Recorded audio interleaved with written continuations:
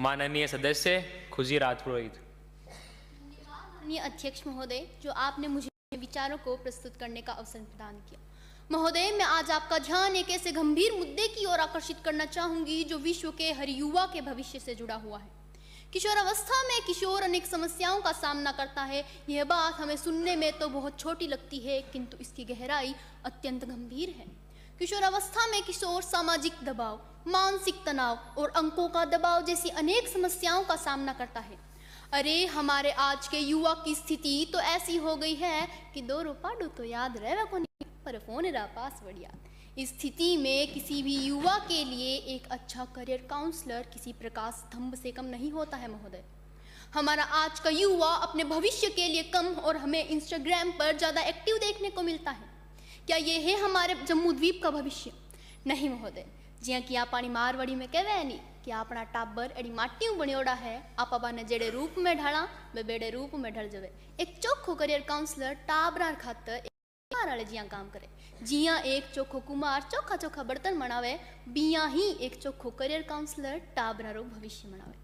महोदय, मैं आपका ध्यान इस ओर केंद्रित करना चाहूंगी कि कहने को तो सरकार अनेकों नीतियां लागू कर रही है, परंतु ये सभी नीतियां या तो अखबार के कुछ पन्नों या शहर के कुछ क्षेत्रों तक ही सिमट कर रह जाती हैं।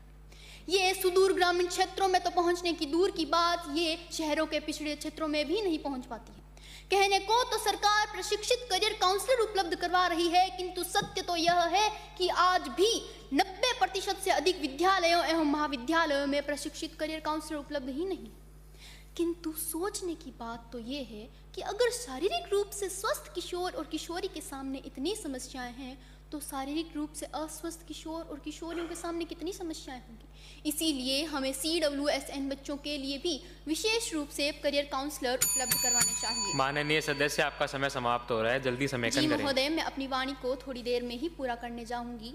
विशेष आवश्यकता वाले दिव्यांग किशोरों में मानसिक स्वास्थ्य की समस्या अधिक चिंतनीय है महोदय। हम सभी जानते हैं कि दिव्यांग युवाओं को वह स्थान समाज में नहीं मिल पाता है जो एक सामान्य युवा को मिलता है। महोदय, हमारे विद्यालयों में आज 0.46% तक के बच्चे दिव्यांग हैं और पूरे प्रदेश में 2.28% तक के बच्चे दिव्यांग हैं। अगर हमें हमारे भारत को आगे बढ़ाना है तो दिव्यांगों के लिए सजगता से कार्यक्रम लागू करने होंगे और उन्हें प्रभावी रूप से सब तक पहुंचाना होगा। महोदय, मैं आपका ध्यान इस ओर आकर्षित करना चाहूंगी कि अगर हमारे विद्यालयों में शनिवार को नो बैग डे आयोजित किया जा सकता है, तो क्या नो मोबाइल जोन आयोजित नहीं किया जा सकता? महोदय, अगर हमारे सिलेबस में चिंकी और मिंकी की कहानियां आ सकती है, तो क्या तनाव प्रबंधन के उपाय नहीं आ सकते हैं? महोदय, जिस प्रकार राज्य सरकार। माननीय सदस्य कंक्लूड करें। थोड़ी तार में मैं हमारा प्रश्न तो पूरा कर लूँ पहला।